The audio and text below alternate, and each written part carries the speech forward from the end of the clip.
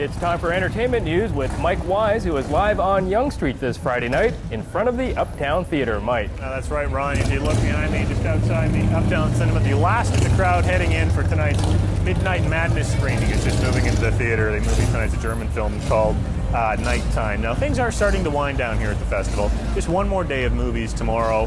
Then there's, of course, a big closing gala tomorrow night, which is the computer-animated movie Ants, a big party in a tent at Metro Hall, and then things wrap up Sunday with a big wrap-up brunch where they hand out a number of awards, everything from Critics' Choice, Audience Choice, and other awards like Best Canadian Film and Best First Canadian Directorial Debut for a Canadian Film. Now, some big films last year to win awards, of course, Sweet Hereafter and LA Confidential, but one film that won an award last year you might not have heard much until now is called Cube. It won Best First Canadian Feature, the award given to its director. It sort of disappeared until recently, and now Cube has been released theatrically in Canada almost 1 year after the festival where it made its debut. I just woke up here.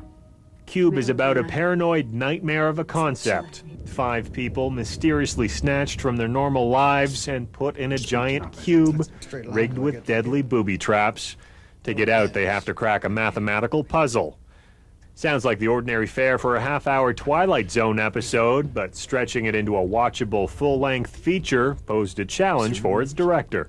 The big lesson that I took from Cube was really that the simpler we made the story, actually, the more effective it was. And that was really the power of the idea of the film, was, in fact, how simple it is. And therefore, we had to rely on the arcs of the characters and the performances more than special effects. Cube was produced by the Canadian Film Centre's Feature Film Project and had a budget of just $750,000. It was shot on just one set, a giant cube that could be lit differently to represent different rooms. The special effects in the movie are top-notch, done by 2 Toronto animation firms, Core Pictures and Caligari Studios.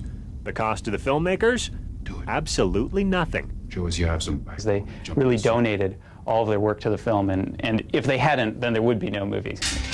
The effects stand up to any movie you've ever seen. I mean, they're really flawless. Because this is a low-budget film, there was a great deal of pressure while we were shooting. And I think, I don't know, correct me if I'm wrong, but I think it probably enhanced the performances because we were all truly terrified that we weren't going to be able to finish this film. When you've got 2 takes, you get it right. It's kind of like stage again. You've got like 2 goes at it. That's it. I mean, it's one of those 2, so get it right. They would have left us clues and let us beat it so far if there wasn't a way out. Since debuting at the festival last year, Cube has played other film festivals around the world. It's now playing in Canada at Cineplex Odeon Theaters. There's no way out of here! Now, one film to keep an eye on this year is a film called Dirty. Now, it's got some characters you might hope don't live next door to you, but as John Northcott tells us, they might already, and they might even be you. Eat all the chicken, please. Yeah, I did. I'm sorry. Ordinary people doing ordinary things. Angie, a single mother with a couple of kids who lives in Vancouver. Occasionally her mother drops by for a visit.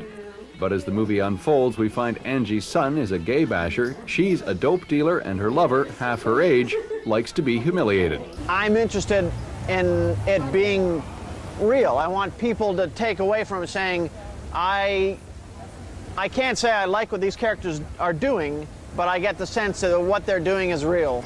You didn't brush your teeth? No. I brushed this morning, but I couldn't brush last night. Why? Get that lamb flavor in your mouth, a little red wine. A lot of the questions that we've been asked have to do with why we wanted to tell stories about these people. I mean, these people is us. It's us, it's you. The director realizes that Dirty isn't the feel-good movie of the year that will play at the neighborhood multiplex. Sweeney calls the film extremely mall-unready. It was made, he says, specifically for the film festival circuit. And with so many festivals out there now, that's possible. The filmmakers 10 years ago didn't have the chance to make festival films and go on the circuit and then get known that way. They just didn't have that possibility, but now you do. Just the straight spanking and... John Northcott, CBC Entertainment, Toronto. And now finally, usually when I wrap up my entertainment thing, I say that's a wrap on entertainment. Well, tonight, this is a sort of a wrap on me, sort of at least. I'll be away on vacation for the next week and a half, but when I get back, I'm going to start a new assignment. I'll be moving from doing entertainment on our late show, moving into a full-time news reporter.